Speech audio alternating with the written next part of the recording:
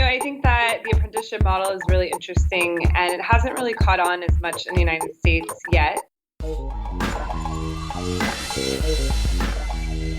Hello everyone and welcome to the EdTech podcast and this series episode of the VocTech podcast Learning Continued, which seeks to explore the intersection of adult learning and tech.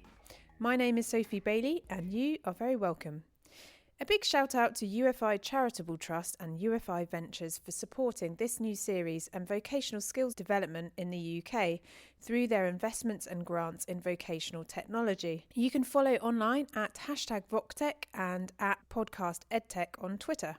This week we are looking at investment in lifelong learning and workforce development. First up, I'm in conversation with Marissa Lowman at Village Capital. We chat about Village Capital's Future of Work and Learning Accelerator programme and Marissa's background in early EdTech ecosystem building. I'm then in conversation with Owen Henkel, the investment director at Pearson Ventures. We talk about a $50 million fund for lifelong learning innovation, the importance of venture capitalists having expertise in their investment areas, and the cathartic experience of fuck-up nights. We also find out about Marissa's and Owen's past formative experiences in education. If you enjoyed this episode, keep your eyes peeled for a future recording with Joe Ludlow talking about the investment philosophy of Ufi Ventures and how the consumerisation of vocational technologies is opening up learning to equip individuals and the UK economy to more relevant skills. This week, we are editing on new software for the first time in 3 years, so bear with us as we take on the steep learning curve and hone our sweet editing skills. Okay, here we go.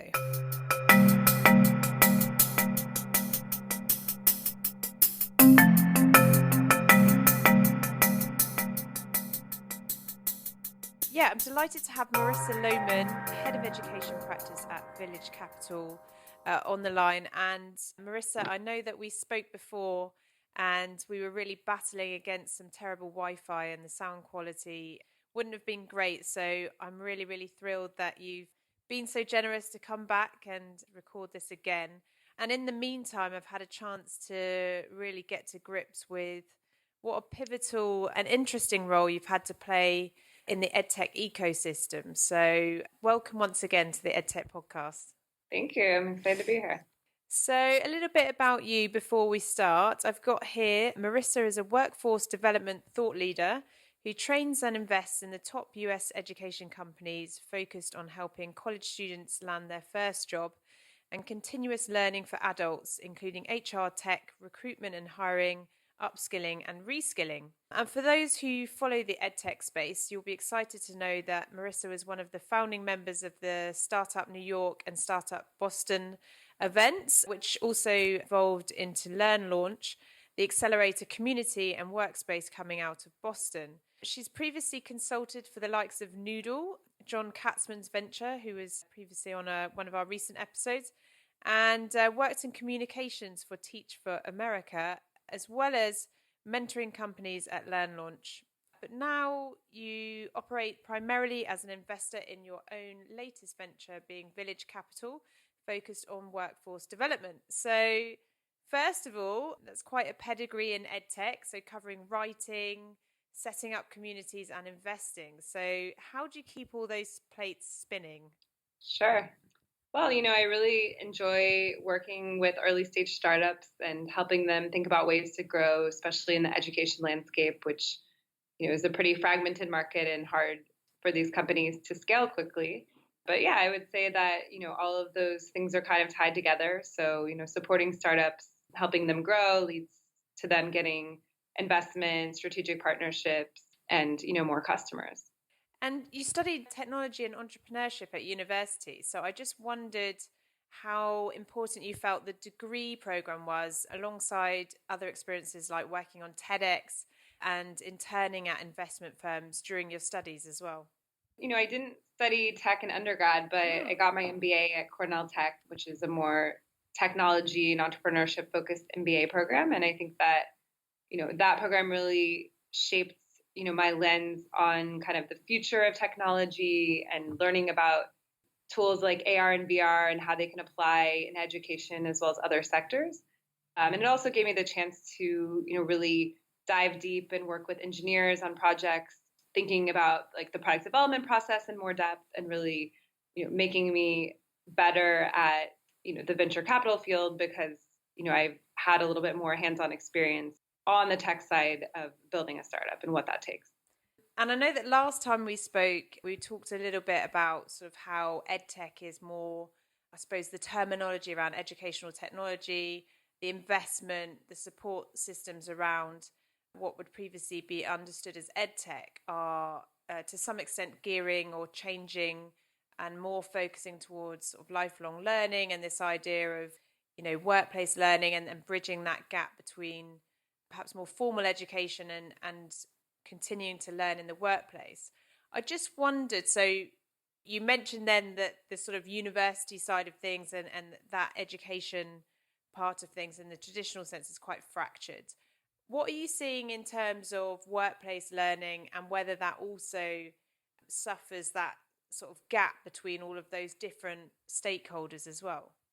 Sure. I think that in the workplace, there's a lot of tools being built to tackle different aspects of challenges that companies are currently facing. So, in the HR tech space, which is also, kind of integrated with the ed tech world, we're seeing a lot of companies focusing on how to improve the recruiting process for bringing in more diverse hires and, focusing more on skills-based training and, hiring versus, what's on your resume or where you went to school.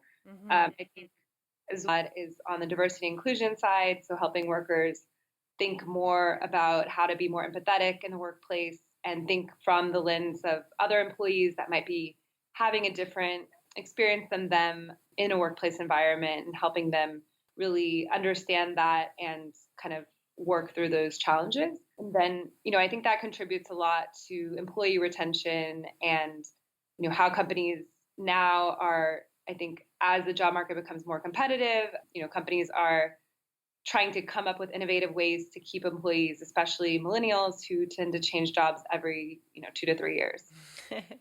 Yeah, we're so fickle, us millennials, and then the Gen Z is a whole different kettle of fish. Right. Yeah, it was interesting you mentioned sort of, innovating in recruitment and the skills part of things. I've just did a recording this morning with Handshake. I'm not sure if you're familiar with them. With the gentleman that's kind of setting up their UK and Europe part of the business, I suppose. So, yeah, we were discussing many of these similar problems. So one of my questions was, in the UK, people are returning to this idea of the apprentice and apprenticeships and also degree apprenticeships. So, being able to work on the job, but also become as qualified as, during that time as you would if you went straight through university. I just wondered from your experience, either having been based in Boston or, what you're seeing across the States, whether there are similar policy developments that are supporting more diverse routes into work as well. I think that the apprenticeship model is really interesting and it hasn't really caught on as much in the United States yet. But I think that there are some companies trying to tackle this from a kind of different angle. So, one example that comes to mind is a company we worked with last year called Parker Dewey. They're really focused on micro internships for college students. So helping them get on the job, real work experience while they're still in college. And that will, help build their resume more from a project learning perspective and help employers understand what they can really do, post college, giving them a little bit more depth to their resume and really helping students that don't come from, the top tier universities still get a leg up and be seen as, high quality hires. Mm-hmm. I saw, is it NetPris as well, about bringing professionals into the classroom, which seems to be one of your past cohorts as well. Yeah, so they're more focused on the K-12 market and thinking about, how to get students excited about careers at an earlier age. Thinking about how to re-engage or, better engage freelance workers. And, some of the ones that are kind of interesting, I think, are ones that are focused on, helping freelancers get more steady work with the same company, helping companies vet those freelancers better and, provide kind of a more continuity on both sides of the marketplace.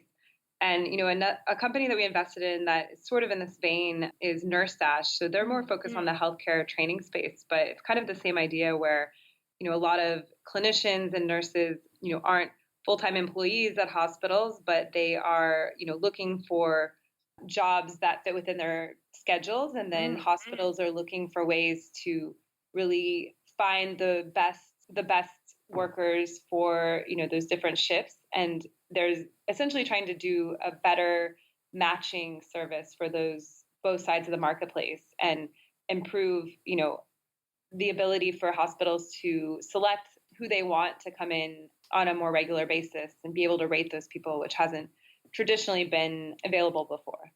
That's really interesting to hear, because I know I see a lot of discussion around this on social media for teachers, for example, where if the profession could allow them to be a bit more flexible with their time, I think because we've got a massive recruitment and retention crisis in teaching here in the UK, then perhaps, then perhaps they'd stick around a bit more. But it's like, the rigid 9 to 5 grid after a while just becomes a bit grueling. Right. Yeah. I mean, we have seen a couple startups, in the substitute teaching space and kind of doing a similar matching with that. So I think that teaching space is definitely growing, and seeing some companies that are trying to tackle that professional development side of things as well. And, how to keep younger teachers, especially in the workforce, have them be lifelong educators versus just working in the field for a couple of years and then leaving. And so how long's Village Capital been going for? Yeah, so Village Capital has been around for about 10 years now. Wowzers. Okay. For those people listening, who do you love investing in? So what's your ideal company out there? Sure. So, we run accelerator programs for early stage startups across 5 different sectors. So, education or, future of work is really my focus, but we also look for companies in fintech, healthcare, agriculture, and energy, both in the US and globally. And, we really look for companies that have, some traction, some revenue, product market fit, but are at that point where they're really looking to scale beyond their first few set of customers and are looking for a program that can really support them in doing so. And, we also look for companies that have a impact focus. So, that kind of has to be baked into their business model. They have to be solving a real problem in the market. In addition to that, we look specifically for companies that are outside of major tech hubs like Silicon Valley, New York, and Boston, as well as companies led by female founders or minority founders. And, our goal is really to democratize entrepreneurship and increase the access of capital to, companies that don't traditionally receive it, which are, in those demographics that I mentioned. And that's super interesting, because I noticed on your, your past companies or current companies that, they're from all over the place, whether it's in India or in the States or Spain, you just mentioned. So how do you go about selecting those companies? Are you in sort of a privileged position where they come to you, or is that a lot of travel? Sure. So, we'll have a recruitment cycle every year for, the next program. And then, we'll do kind of a mix of outreach to companies that we think would be a good fit. We definitely get, companies applying on their own. We have a lot of referrals from alumni companies, advisory board, other investors in the sector. And then we also attend a lot of conferences and other events that are sector specific to really attract companies that are in that vertical and at the right stage. And do you co-invest with other investors out there, or do you tend to do that as a sort of solo thing? We would never be the lead on an investment. So typically we'll put in $75,000 to $100,000 into the top 2 peer selected companies. So the companies themselves actually make the investment decision initially on which companies we will invest in. And then, we have the ability to do follow on as well. But yeah, we would always be in a round with other investors. And is Village Capital, is your kind of strategy, is it about getting a return on investment, or is it about more kind of broadening what kind of developments are out there? Sure. I mean, we think of ourselves as an impact investor. So, we're looking at companies that we think have the potential to be venture growth in terms of, scale, but we also want to have impact on society. And so we're looking for companies that are, really solving major problems within these sectors. So, in education, thinking about how to retain college students, how to get them jobs, and how to really change the future of the workforce through, upskilling and reskilling and that kind of thing. So those are, critical things we look for in addition to just whether this company is a venture backable company. We also have impact metrics that we track for all of our portfolio companies.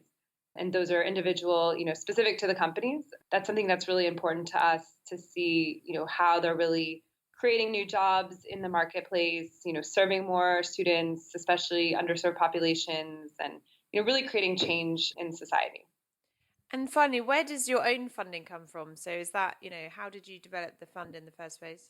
So our fund, we have a lot of LPs who invested in that initial fund. And then, for our accelerator program side of things, we have a lot of corporate and foundation sponsors that, partner with us on those programs.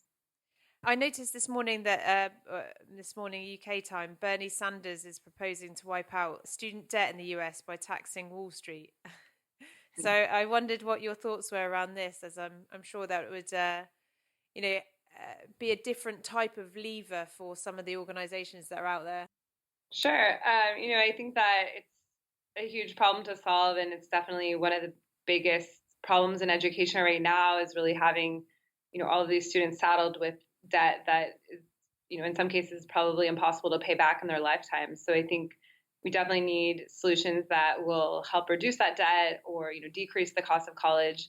I don't know if, something that sweeping of a change would really actually go through and, legislation and actually pass. But I think that I've definitely seen a lot of startups trying to think about this financial aid crisis and how to really help students. And I think I've seen two kind of models that are really exciting. One is around helping students get more transparency on college selection. So thinking really holistically about financial aid packages and what the return on investment would be if they were to go to a college and major in something, what their actual starting salary could be post-college, and, not just picking colleges based on the brand name, but really thinking through the job outcomes piece. And then, on the other side, I think if ISAs are kind of starting to grow in the market. And I think, I could see colleges eventually, having that model where, students aren't really paying back anything until they actually land a job versus just graduating. Yeah. So like in the UK, you only start repaying your student loan when you start working above a certain level of salary. So the idea that you finish and then you have to pay it back straight away is pretty terrifying to us, I think. Mm-hmm. Yeah. I mean, I think it's definitely a huge challenge. And I think it's causing a lot of students to take on jobs that they're overqualified for just to start paying back student loans. Yeah. So one question we ask all of our guests, and then I'll let you get on with the rest of your day, is this podcast series is all about workplace learning. So what are some of the most random jobs that you've ever done? Because we all have our professional CVs, and then there's all those funny ones that people never knew about. Sure. Let me think. A long time ago, I was a counselor at a camp for hearing impaired children. Wow. So that's so cool. Probably I've got a cousin that's got like a cochlear implant. So that's amazing. Yeah. And it was, I used to know sign language. So that was really fun to be able to connect with those children and, feel like I was making an impact. Wowzers. Okay. Well, thank you for sharing that. And yeah, I always used to get people say I'm like the UK equivalent of Hannah Nyren at EdTech Times. So I'm not sure if you know her, being based. I think you're based in Boston. Yeah. So we had a fun couple of conferences where we were both recording. But well, thank you so much. And if people want to find out more about what you're doing or some of the companies in your kind of education or future of work community, what's the website? vilcap.com, vilcap.com. vilcap.com. So thank you so much, Marissa.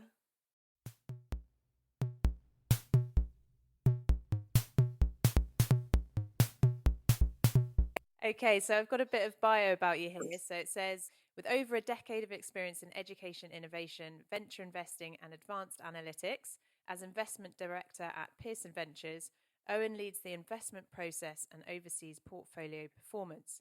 He also serves on the board of directors of 5 investees.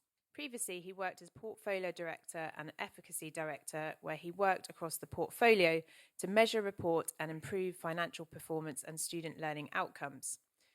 Prior to Pearson, Owen worked as a consultant to EdTech startups in Latin America, an associate at McKinsey & Co., and as Teach for America Corps member in post-Katrina New Orleans.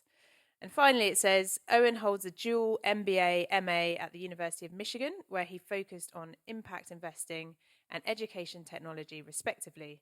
He is currently pursuing a PhD at the University of Oxford, focusing on artificial intelligence in education, whilst continuing his role at Pearson. So, wow, you've been quite busy then. Absolutely. How do you fit all of that in? I think it's a great balance. Luckily, at least over here, that PhDs are more dissertation. I'm obviously from, you kind of usually the master's and the PhD are one and the same. And so you have to do coursework. As I'd already done a master's degree in education, I was able to move right onto my dissertation.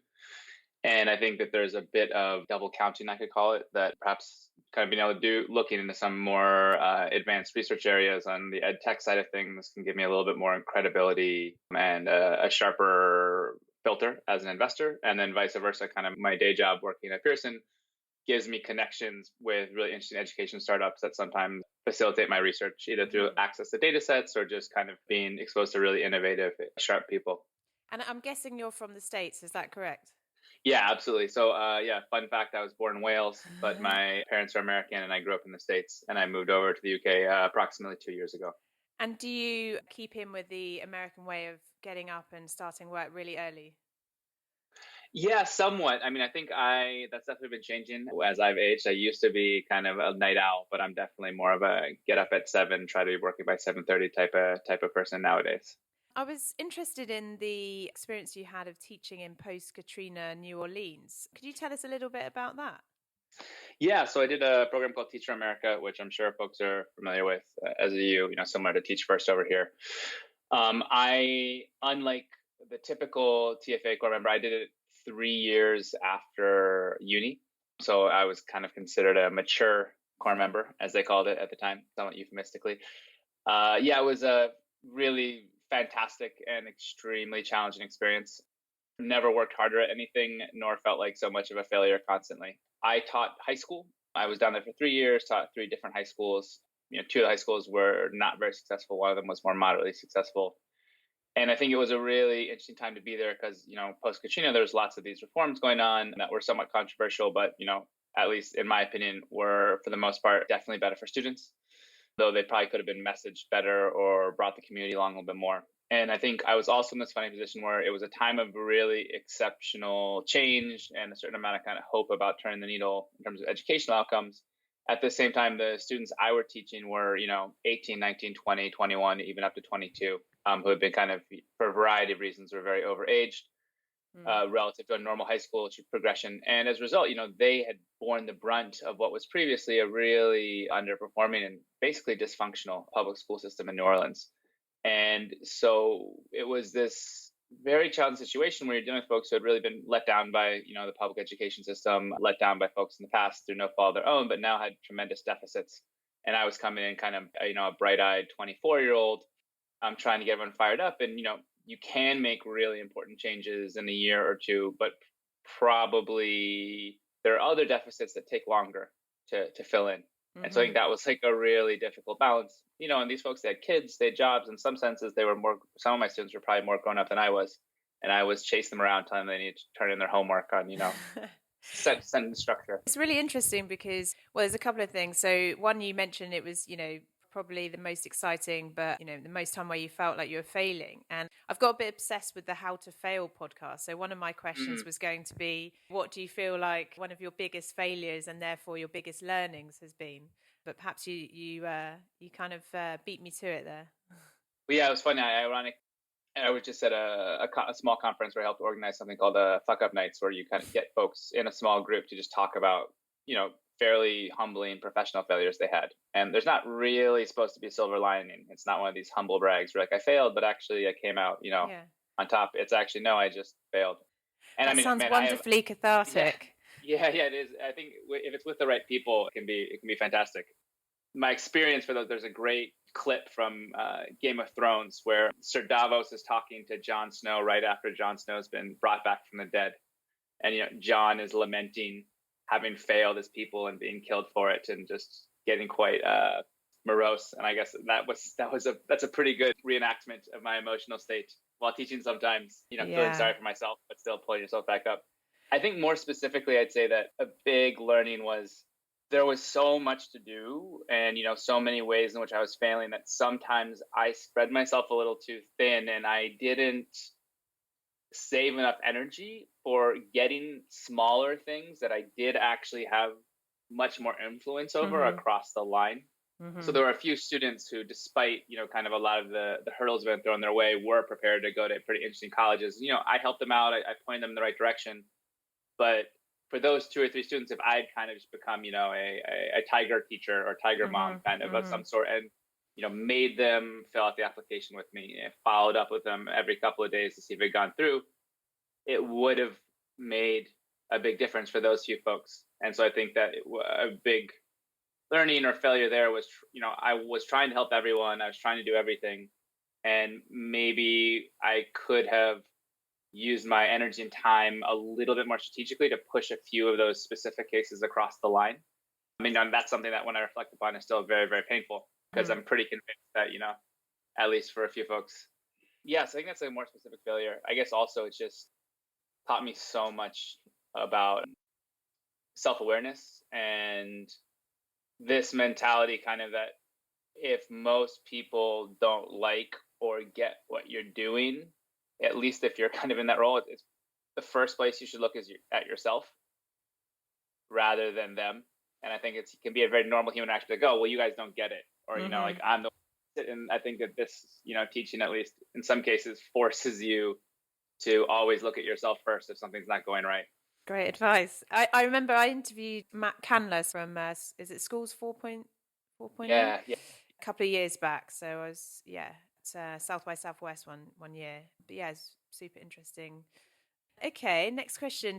This is a little bit cheeky, but how many of your investment peers have a dual MBA, MA in impact investing and EdTech, plus an ongoing PhD on artificial intelligence and education? Yeah, I don't know. I don't know many folks who kind of have as much education background as I do, though there are some of them, definitely. I think that that's actually a trend I've started to see more, which is really exciting. Actually, like one of my colleagues at Ufi Ventures, was a former teacher and did an MBA, MA. So you're starting to see that more, that combination. And I also starting to see a lot of even just kind of more ed-focused VCs who don't have the impact side start to value either prior teaching experience or, bringing on an impact person. There's a ways to go, but I think that folks are starting to realize the importance of having some, again, kind of like industry or area experts on the product or pedagogy side, both for, I guess, ethical reasons, but also just for business reasons. I mean, I think one of my favorite examples about this is why it's important is Theranos.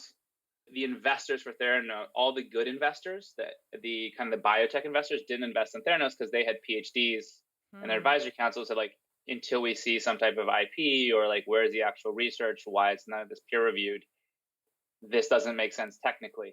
But then a lot of the people who did give them their money were kind of folks who were not familiar with the industry. So they could just listen to what would seem to be a very compelling story without having those alarm bells about the technical details. That's absolutely fascinating because I'm desperate to watch that HBO documentary, but I can't work out how to watch it in the UK yet. I don't know if you've seen that.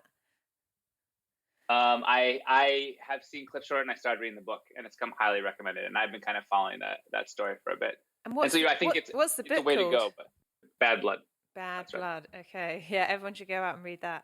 That's kind of interesting. I don't know if you had any from your, studies and research, whether you have any, takeaways that could be consolidated for our listeners. Like if there were things that you could boil down that everyone should consider, or whether it's some of the frameworks that you work to that people listening in might want to go and research a bit more for themselves as well.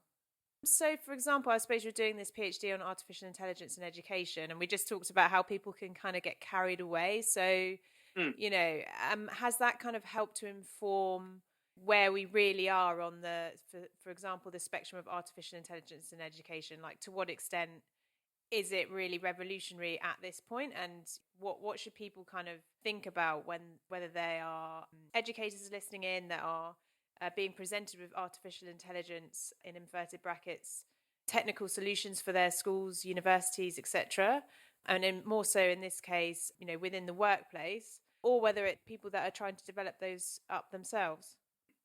So the first thing I think that I would say related to that question is there's this very interesting idea that's a good rule of thumb that can be called like Amara's law.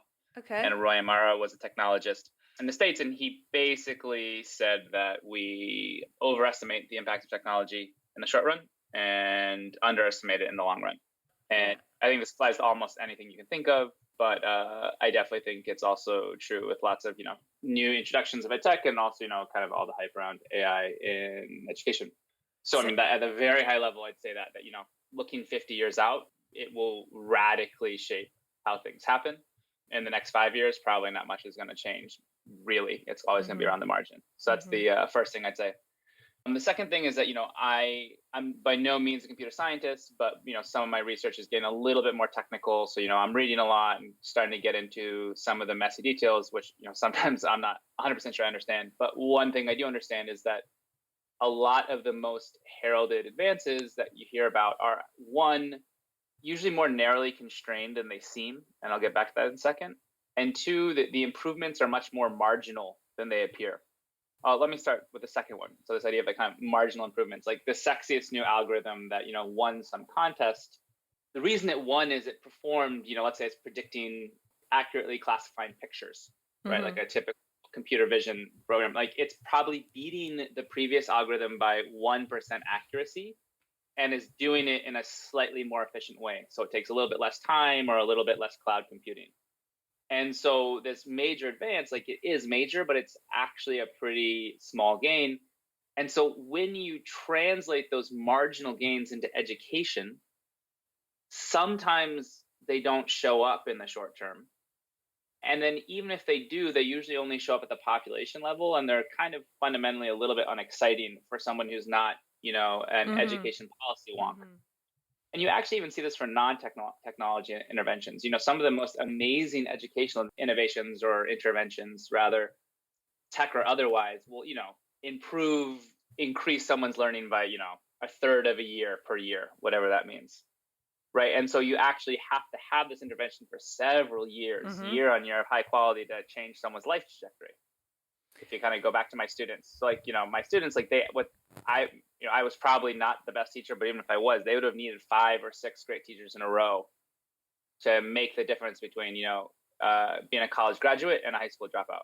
And it's so true what you mentioned about it being at the, not being in the public consciousness unless you're an education wonk, because, most people don't know what EdTech is. Where I am here, people are still using paper forms, even checks. It blows my mind. So there's such a disparity between what we understand in our kind of sector bubble and then kind of what's really happening sometimes.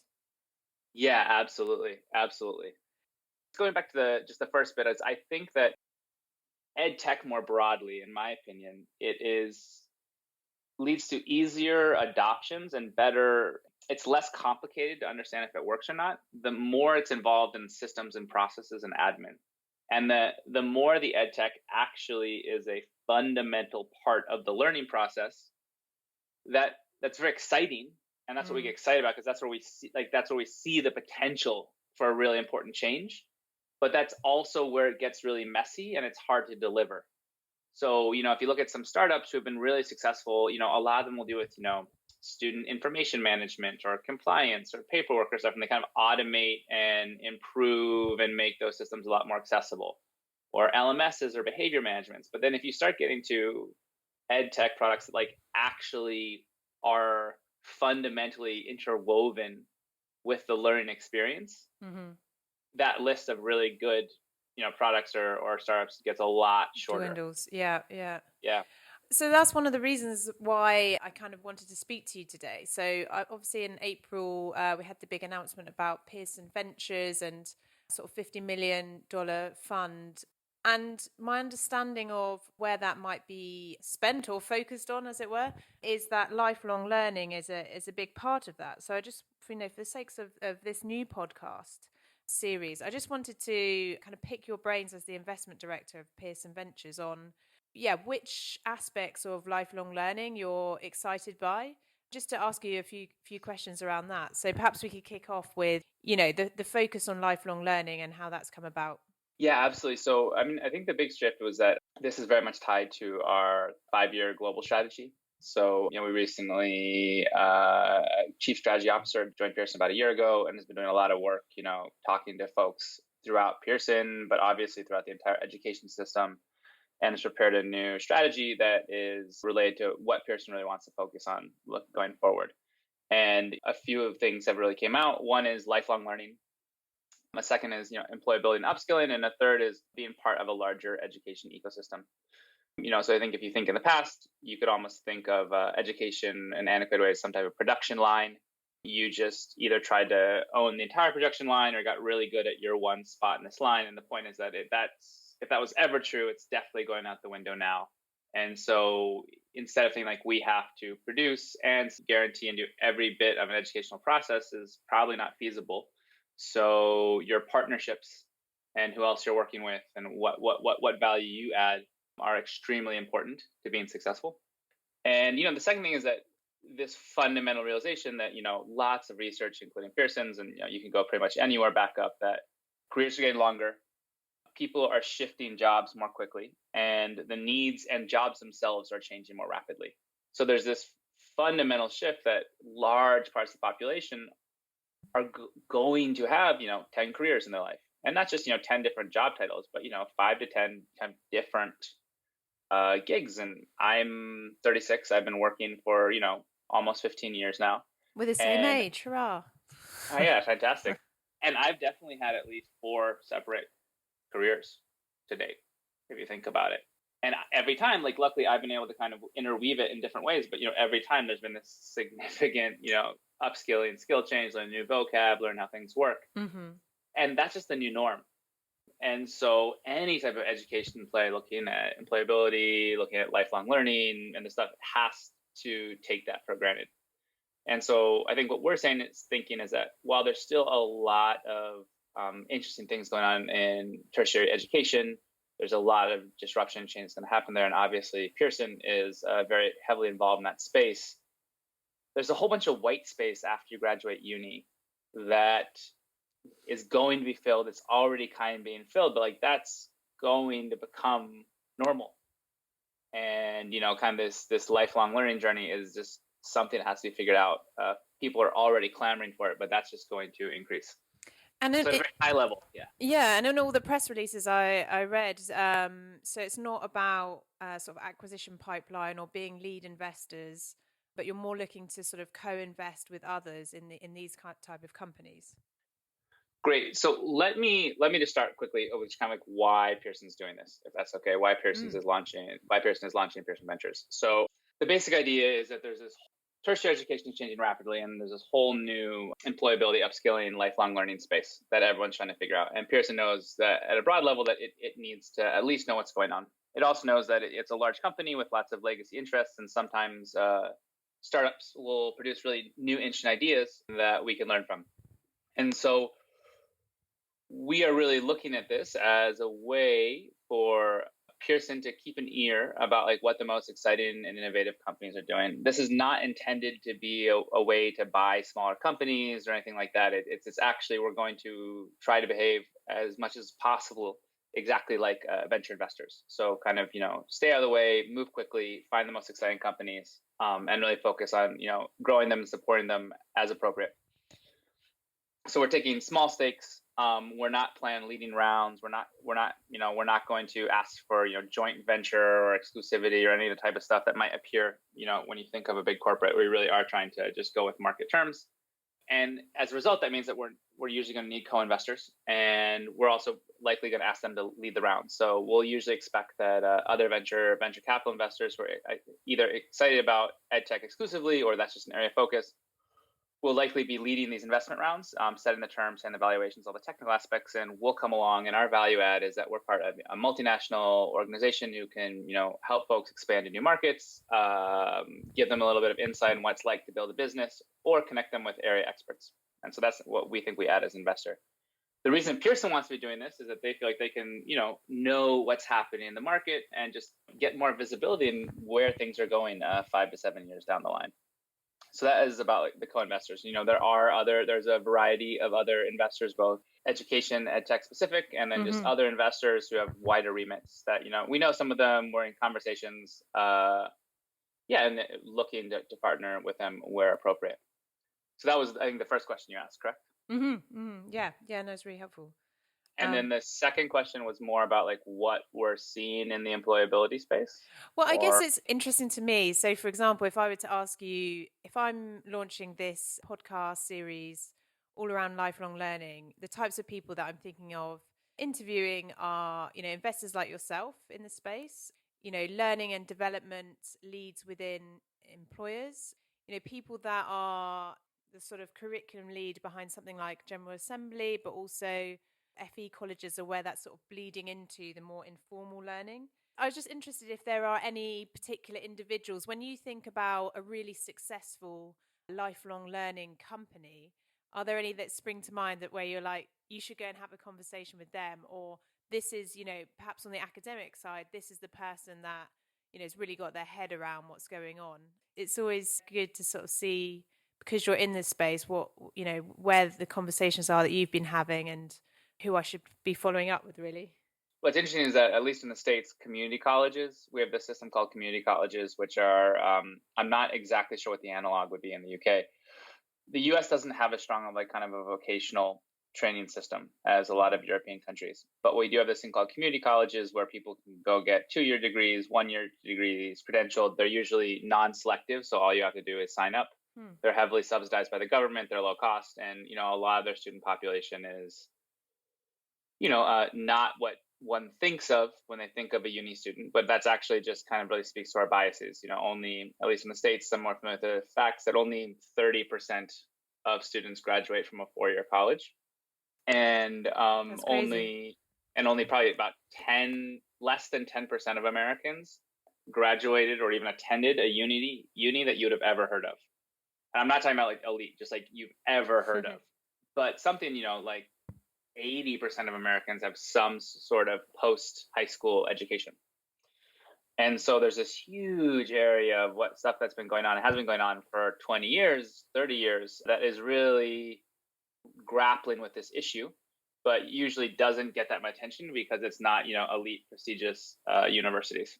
So I think kind of the community college or whatever the equivalent over here is a huge area. I think in the UK, you guys have this system for kind of alternate pathways, qualifications, that is the first part of kind of how society and how the government would tackle that. I think that the big change is that a lot of those qual systems would set someone up for a trade. And so this pathway, if I want to be an electrician, at a certain point, I can decide that, hey, maybe kind of something more academic isn't for me. I'd like to get working sooner. I want to start earning money and supporting my family. Hey, electrician's a pretty great job. How do I get certified and trained? That system was developed, earlier in the 20th century when you could be the same type of electrician for 40 years. And we know now, that's not probably going to be the case anymore. So the real question is, okay, if you have to do that every 10 years, what does it look like? So, honestly, I think that there's just so much stuff around this. I'll try to come up with a list for you, but I think that I would almost bucket kind of almost 3 conceptual categories I'd think about in terms of what's going on here. One, there's this whole group of things that are basically taking advantage of labor market distortions and trying to capitalize on that by matching people with, areas of need. And so I think that the coding boot camps that you talked about are a very good example of this. And basically, there's been this explosion in computer engineering. There's not enough trained people. It's a specialized skill set. But actually, they found out that, if you take a reasonably motivated, sharp individual, you can kind of retrain them to be at least an entry-level programmer in 6 months.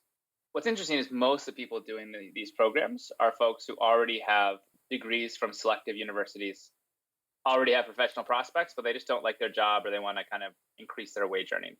So it's really what you're doing is you're kind of taking already highly skilled and fairly mobile part of the labor force, adding on some skills to help them do a career switch. Yeah. And there's nothing wrong with that, but I think there's this one bucket of things that's kind of players helping do basically what's a career switch with parts of the population who are already, pretty well skilled in a more general sense. There's a second kind of level of questions, which is more like institutional, like what are institutional pathways to employability? That's kind of more at a government level. And then the third is this lifelong learning where you kind of keep on adding. So it's not necessarily a career switch, but you kind of have to keep on. It's like ongoing professional education, something similar that, doctors, at least in theory, have to stay up on the latest, medical developments. And so, every so often they have to show they've done this much training. And so those are almost like three kind of buckets of this whole space that I think are pretty different in their dynamics. And if you really zoom in, kind of their solutions and what problem they're actually addressing are different, but it's easy to lump them all together in employability or lifelong learning. And when will you be announcing your sort of first round of investments? So we're looking at companies right now. We're talking to a few of them. We'll be making investments probably later this year. It's always difficult to come up with a precise timeline, but yeah, we'll announce them once they've been made. Okay, I look forward to that. Yeah. A couple of final questions. There are a few kind of high profile partnerships between large corporates, say something like Starbucks and Arizona State University, where they're kind of engaging in that ongoing training and sort of also the idea of, as a retention tool for good staff, the ability to make the most of sort of education, whether that's through university or other provider. Have you seen any other kind of interesting partnerships between employers and, the education side? So, for example, I saw Yuval Harari speaking, and he was talking about, I think it was AT&T using Udacity, and on a yearly basis or an annual basis, employers had to, decide what their top 10 skill sets were, and if they were sort of dipping in any, it was on them in their spare time to use Udacity to show that they were building those back up. Otherwise, they'd be offered a very nice severance package, but and so it was Yuval Harari talking about the flip side of lifelong learning, where it could perhaps not become this sort of utopia of things being lovely, but things suddenly becoming, there's suddenly great transparency on our shortfallings, or shortcomings, whereas perhaps before, you had your degree and then you kind of rode that out for a certain period of time, whereas now it could become very transparent where your gaps are, and so it's just sort of thinking about the realities of lifelong learning. So that was just a couple, and I think those kind of examples are really interesting for people to follow up on. Yeah, absolutely. So I think he's absolutely right. That's become much more common, and I think that what's become normal for lots of jobs is, or at least let's say lots of high prestige, fully professional jobs, are exactly this: that you'll have some type of equivalent of what already exists in a lot of specific professions, such as medicine, where you kind of have to show a record that you're keeping up to date, and that you can kind of lose your status if you don't choose that. I think that it will look different in different professions. Still, I think from what I know, the medical profession, it's not very rigorous. You kind of just have to get a sign off. Same stuff. I think legal, you have to do continuing legal education to maintain your legal qualification. That will become a lot more rigorous and a lot more granular. But I think an important distinction also that maybe wasn't captioned there is if you think, one way of thinking about a job is a bucket of skills. And some of those skills are very general, working in teams, problem solving, stuff like that, where probably the underlying skill set takes a long time to be taught. It can't really be mapped out, and kind of people have it or they don't anytime. And there's a whole bunch of other discrete skills, like can you use Excel? Do you understand this type of analysis? Do you understand online marketing? Whatever it is, that actually can be taught in bite-sized chunks. There's this jobs in the past were being created and destroyed more slowly, and also even before they were created and destroyed, they were less in flux. And so what's going to be happening now a lot is skills that used to be relevant for a specific job will no longer be relevant for that job, but they won't all go away. So let's say there's 10 discrete skills. Over a 5-year period, 2 of those skills will drop out and you'll have to learn 3 new ones to continue being that job. And I think like one of my favorite examples is a librarian. This comes from our research. So if you think about a librarian, the old school, it's someone who keeps track of books and like helps you, and you think of them almost as like a book manager. If you don't think about it very hard, right? You just think about someone sitting at a desk in the library, telling you to be quiet, and then being nice if you ask them for the right book. Obviously, that's going away. When I was at graduate school at Michigan, the business school did a renovation, and their new library had no books. Explicitly, they went all electronic.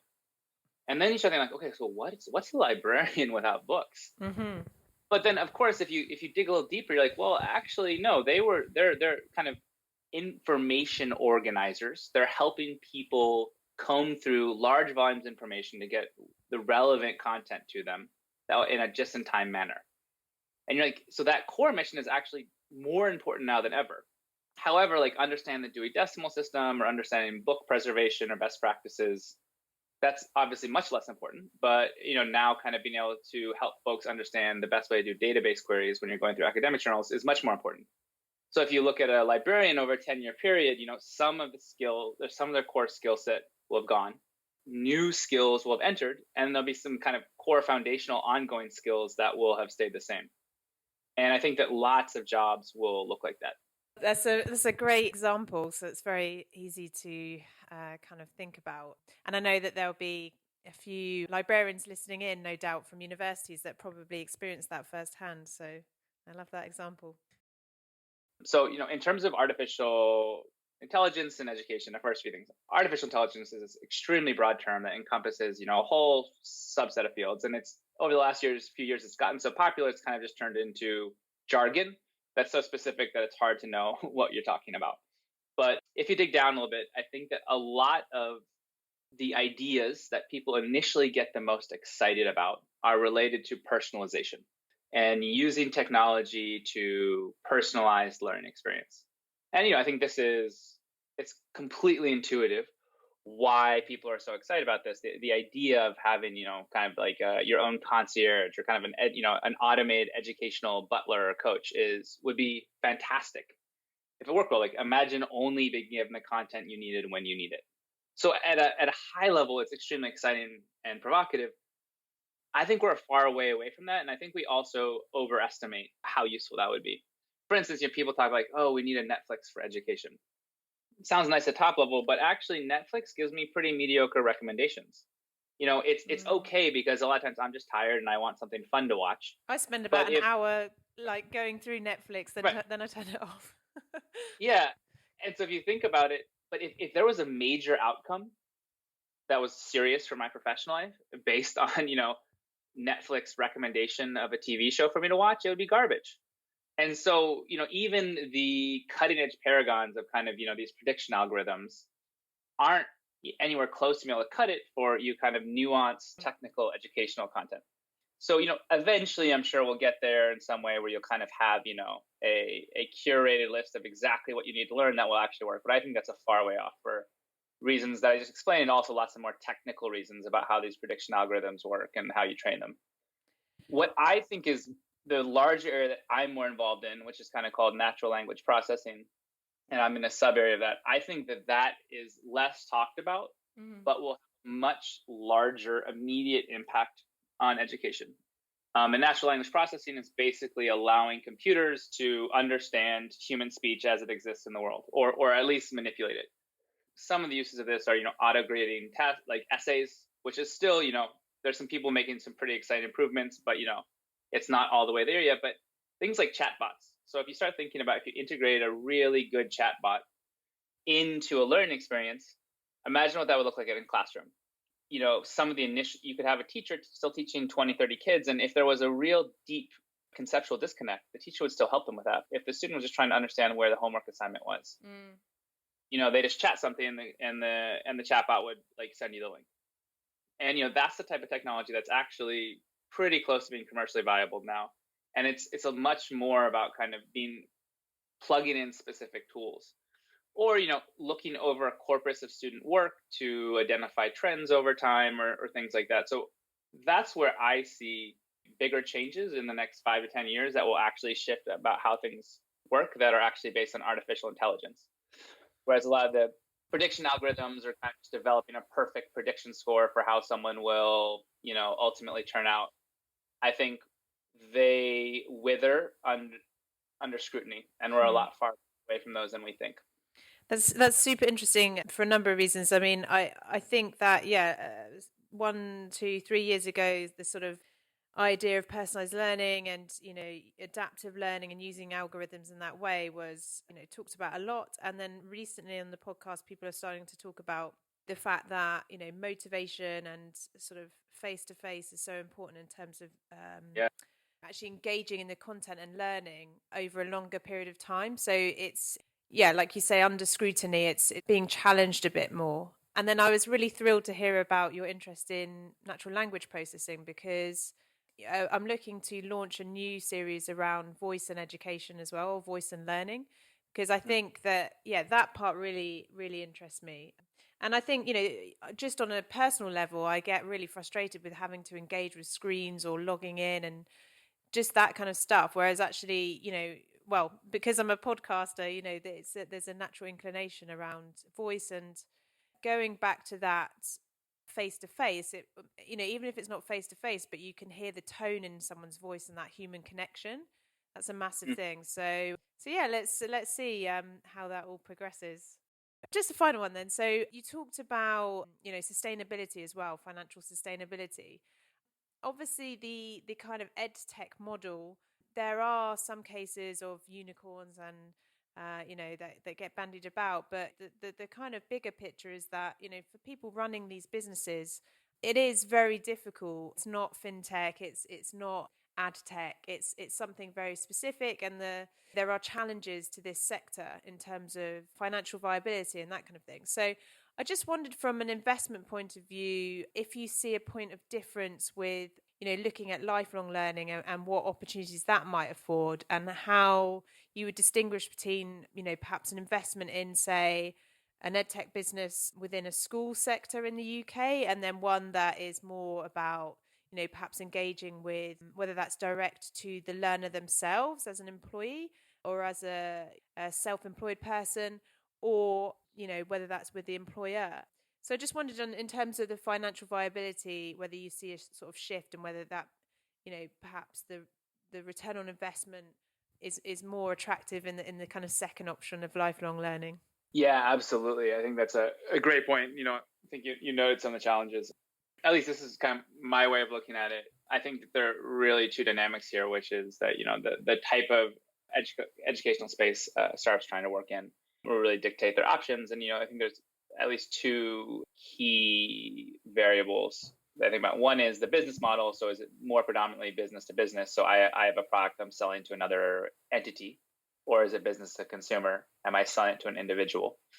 And then the second dynamic is, how institutionally integrated or regulated is the space? So, K-12 is highly regulated, as it should be, for a variety of reasons, and the government's heavily involved, and they have a lot of say about how, what standards get set, how things should be done, which is appropriate, but that's also just the reality. Whereas if you look at a lot of post-tertiary or outside of tertiary education, it's regulated most like most other businesses, and as long as you're doing nothing unethical or illegal, essentially it's left up to the business and the customers to decide if it's if the agreement's working out, if that makes sense.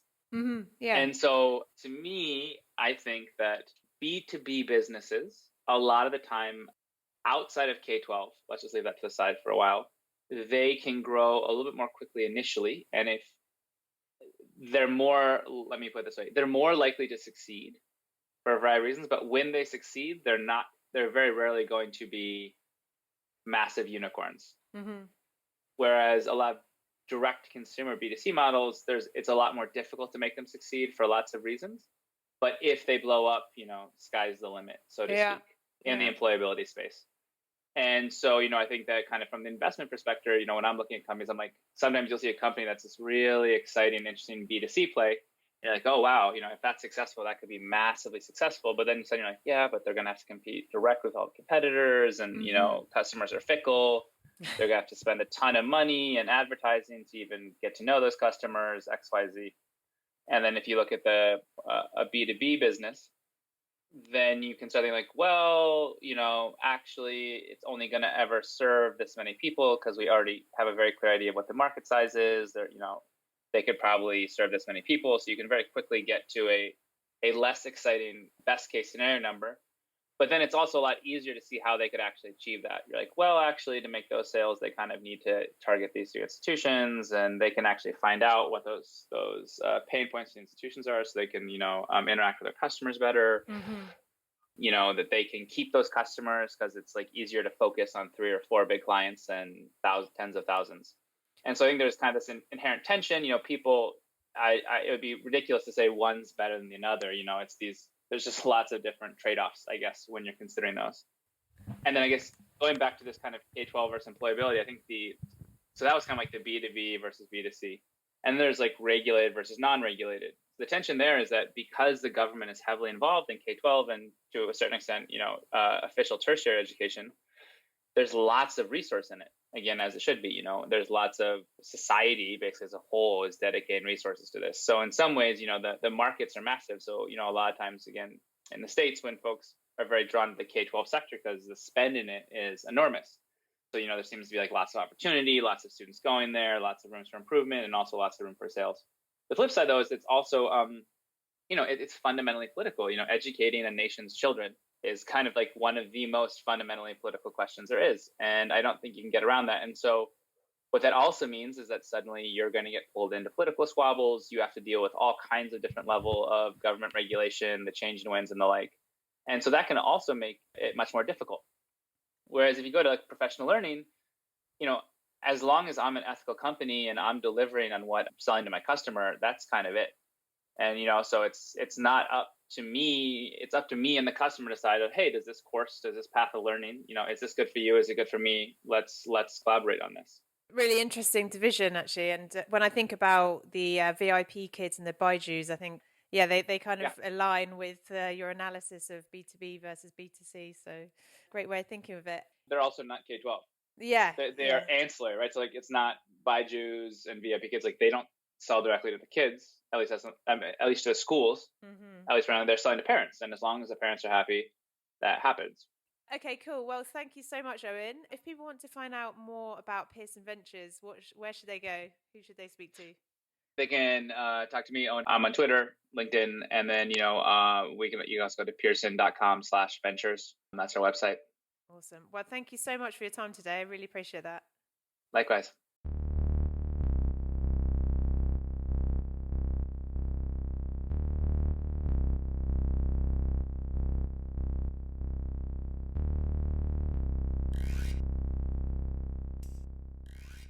That's all for this week's episode.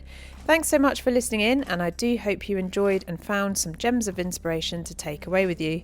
Don't forget that for events you might be interested in around the world, you can go to the edtechpodcast.com/events. That's all for now. Thanks for subscribing and listening. Bye bye.